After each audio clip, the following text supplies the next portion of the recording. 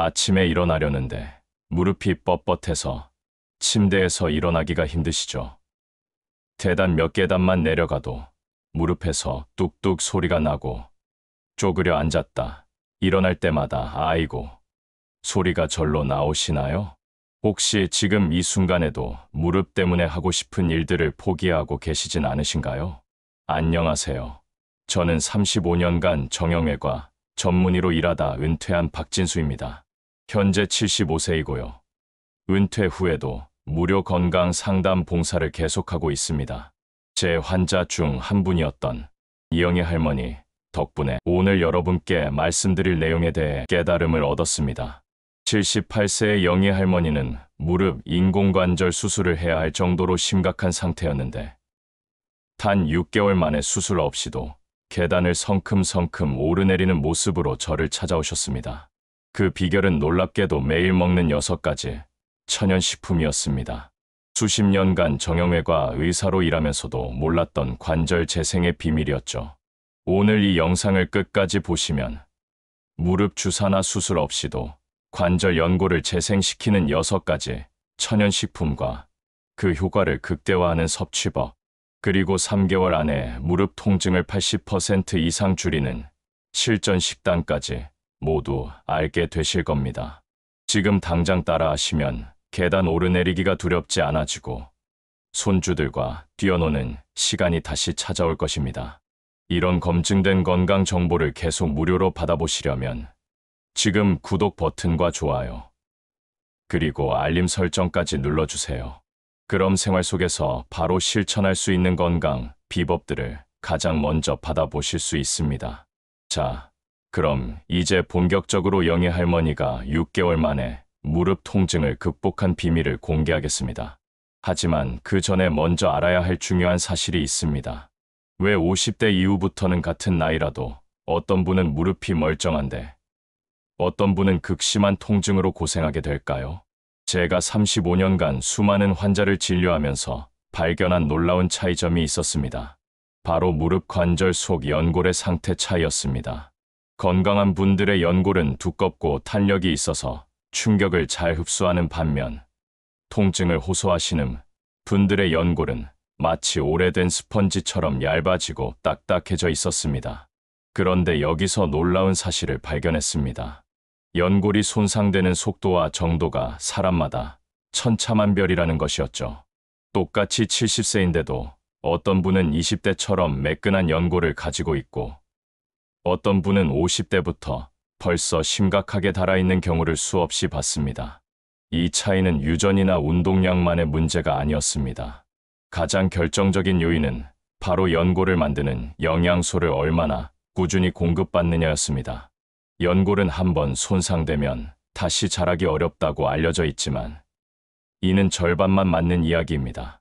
연골에는 핏줄이 없어서 회복이 느리긴 하지만 적절한 영양소가 공급되면 충분히 다시 자라날 수 있습니다.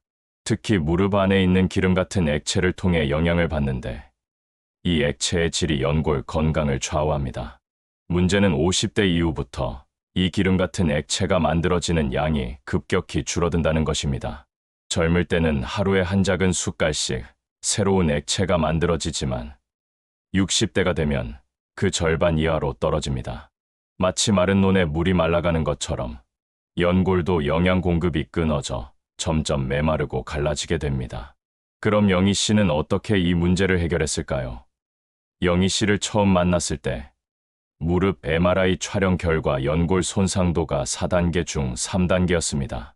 보통 이 정도면 인공관절 수술을 권하는 수준이죠.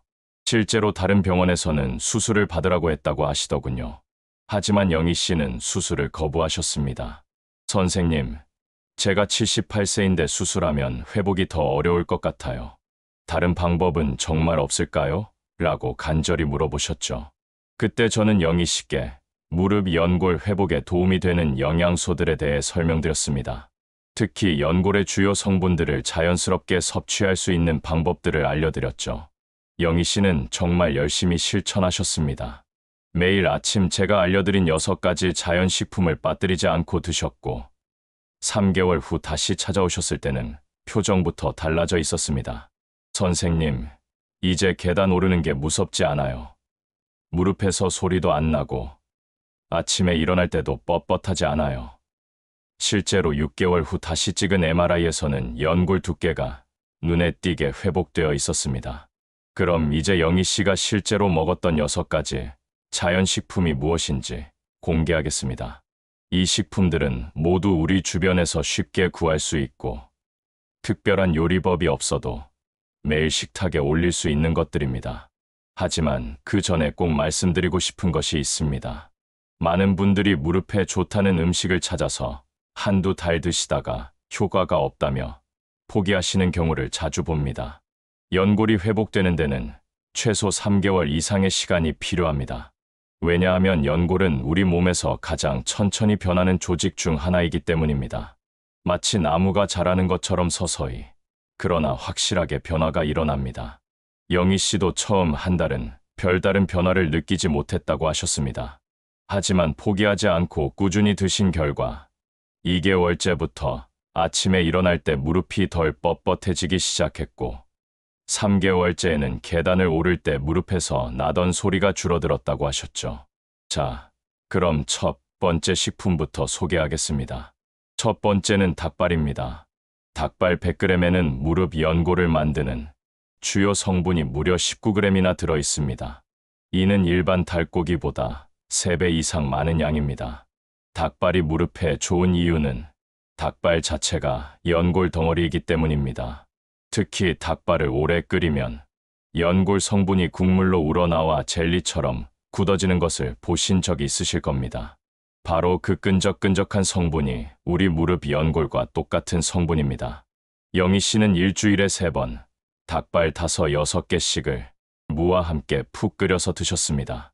처음에는 닭발이 좀 부담스러우셨다고 하는데 물을 많이 넣고 끓이니 비린내도 사라지고 국물이 시원해서 맛있게 드실 수 있었다고 하시더군요. 두 번째는 족발입니다. 족발 100g에는 연골 성분이 약 15g 들어있고 무릎 관절을 부드럽게 해주는 기름 성분도 풍부합니다. 족발을 드실 때 주의할 점은 너무 짜게 조리된 것보다는 집에서 간단하게 삶아서 드시는 것이 좋습니다. 시중에서 파는 족발은 나트륨이 너무 많아서 오히려 관절에 염증을 일으킬 수 있거든요. 영희 씨는 족발을 사서 찬물에 2~3시간 담가 염분을 빼신 후 생강과 함께 다시 한번 살짝 끓여서 드셨습니다. 이렇게 하면 짠맛은 줄이면서도 족발의 좋은 성분은 그대로 섭취할 수 있습니다. 세 번째는 멸치입니다. 멸치는 뼈째 먹는 생선이라 칼슘이 풍부하다는 것은 많이 알려져 있지만 연골 건강에도 뛰어난 효과가 있다는 것은 잘 모르시는 분들이 많습니다. 멸치 100g에는 연골 성분이 약 10g, 그리고 뼈를 튼튼하게 해주는 칼슘이 2200mg나 들어있습니다. 이는 우유의 10배가 넘는 양입니다. 특히 멸치에는 작은 뼈들이 많이 들어있는데 이 뼈들이 우리 무릎뼈를 단단하게 만드는 데 큰 도움이 됩니다. 무릎 통증의 또 다른 원인 중 하나가 무릎뼈 자체가 약해지는 것인데 멸치를 꾸준히 드시면 뼈 밀도를 높일 수 있습니다. 영희 씨는 멸치를 볶아서 간식처럼 드시거나 멸치 육수를 우려서 국물 요리에 사용하셨습니다. 멸치 육수는 감칠맛도 좋고 연골에 좋은 성분들이 우러나와서 일석이조의 효과를 볼 수 있습니다. 네 번째는 우족입니다. 우족은 소의 발목 부분인데 여기에는 연골 성분이 무려 100g당 25g이나 들어 있습니다. 이는 오늘 소개하는 식품 중에서 가장 높은 함량입니다. 우족의 가장 큰 장점은 연골 성분뿐만 아니라 관절 사이사이를 부드럽게 해주는 천연 윤활유 성분도 풍부하다는 것입니다. 마치 기계에 기름을 쳐주는 것처럼 우족을 드시면 무릎 관절 움직임이 한결 부드러워집니다. 영희 씨는 우족을 압력솥에 2시간 정도 푹 삶아서 드셨습니다. 우족만 먹기 어려우니까 무, 당근, 양파를 함께 넣어서 국물로 우려내어 드셨죠. 이렇게 하면 우족의 좋은 성분은 다 우러나오면서도 부담 없이 드실 수 있습니다. 다섯 번째는 도가니입니다. 도가니는 소의 무릎뼈 부분으로 말 그대로 연골 덩어리입니다. 도가니 100g에는 연골 성분이 22g 들어있고 특히 무릎 연골과 가장 유사한 구조를 가지고 있어서 흡수율이 매우 높습니다. 도가니의 특징은 오래 끓일수록 연골 성분이 더 많이 우러난다는 것입니다. 보통 3-4시간 끓이면 국물이 진득진득해지면서 식으면 젤리처럼 굳어지는데 바로 이 상태가 연골 성분이 최대로 우러난 상태입니다. 영희 씨는 도가니를 사서 하룻밤 찬물에 담가 핏물을 뺀 후 압력솥에 무와 함께 3시간 정도 끓여서 드셨습니다. 한 번에 많이 끓여서 소분해서 냉동 보관하시면 편리하게 드실 수 있습니다. 6번째는 홍합입니다. 홍합은 바다의 연골이라고 불릴 정도로 관절 건강에 좋은 성분들이 풍부합니다. 홍합 100g에는 연골 성분이 8g 들어있고 무엇보다 염증을 줄여주는 천연 성분이 많이 들어있습니다. 무릎 통증의 상당 부분은 관절 주변에 생긴 염증 때문입니다. 홍합에 들어있는 천연 소염 성분은 이런 염증을 자연스럽게 가라앉혀주는 역할을 합니다. 실제로 홍합 추출물로 만든 관절 건강식품들이 많이 나와 있을 정도로 그 효과가 인정받고 있습니다. 영희 씨는 홍합을 사서 깨끗이 씻은 후 된장국이나 미역국에 넣어서 드셨습니다. 홍합은 비린내가 날 수 있는데 생강이나 마늘을 함께 넣고 끓이면 비린내가 사라지면서 시원한 맛이 납니다. 자, 이제 6가지 식품을 모두 소개해 드렸는데요. 많은 분들이 이렇게 물어보십니다. 선생님, 좋은 건 알겠는데 이걸 어떻게 먹어야 효과가 가장 좋을까요? 매일 다 먹어야 하나요? 영희 씨도 처음에는 똑같은 질문을 하셨습니다. 6가지를 다 매일 먹기에는 부담스럽고 또 어떤 순서로 먹어야 할지 막막하다고 하셨죠. 제가 영희 씨께 알려드린 방법은 이렇습니다.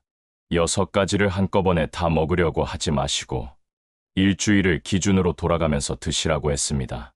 예를 들어 월요일과 목요일은 닭발, 화요일과 금요일은 족발, 수요일과 토요일은 우족이나 도가니, 그리고 일요일은 홍합이나 멸치로 구성하는 식으로 말이죠.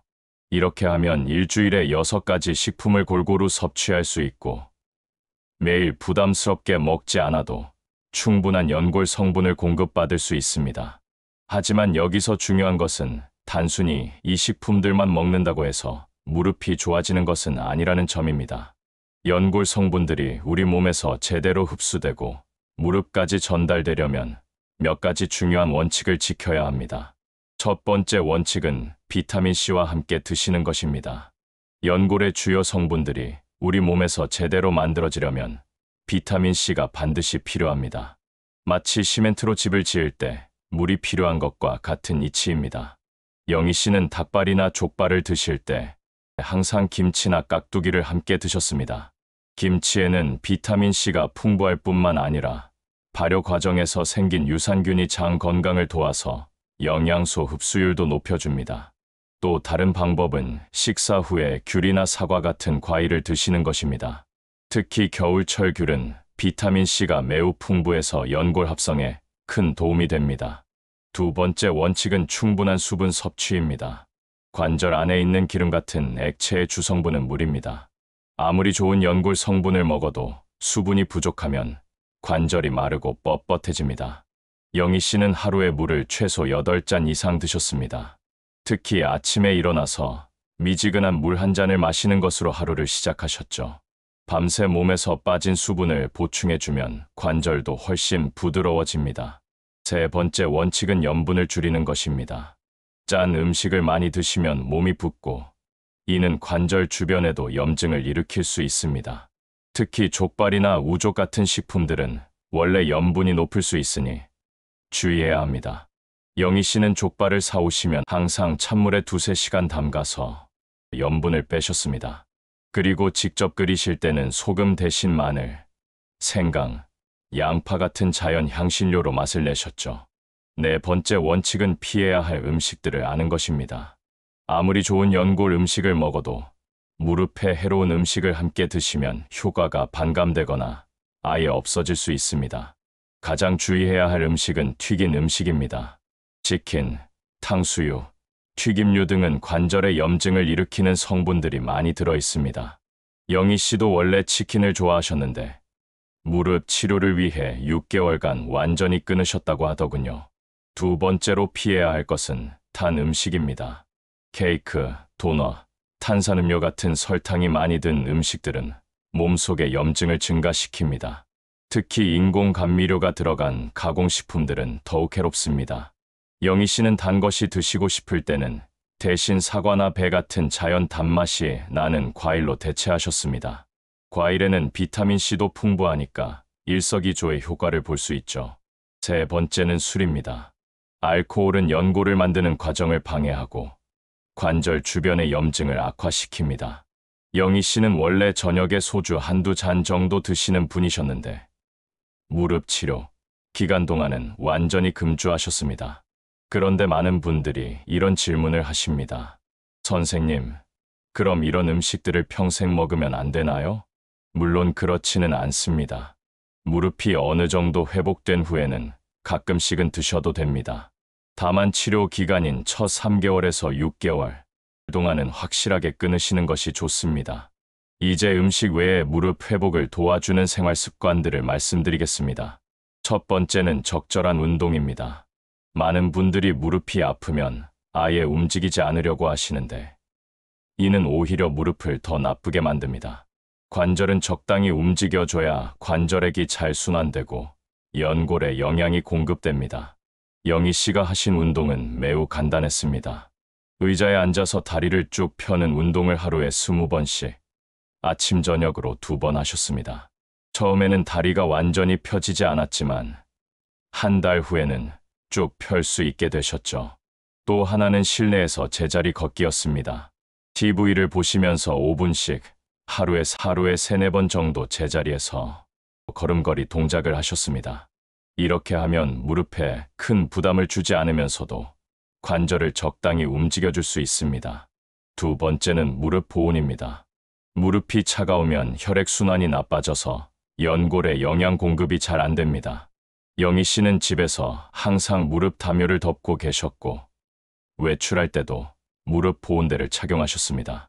특히 겨울철에는 무릎을 따뜻하게 유지하는 것이 매우 중요합니다. 찬바람이 무릎에 직접 닿지 않도록 긴 바지나 무릎 덮개를 사용하시기 바랍니다. 세 번째는 적절한 체중 유지입니다.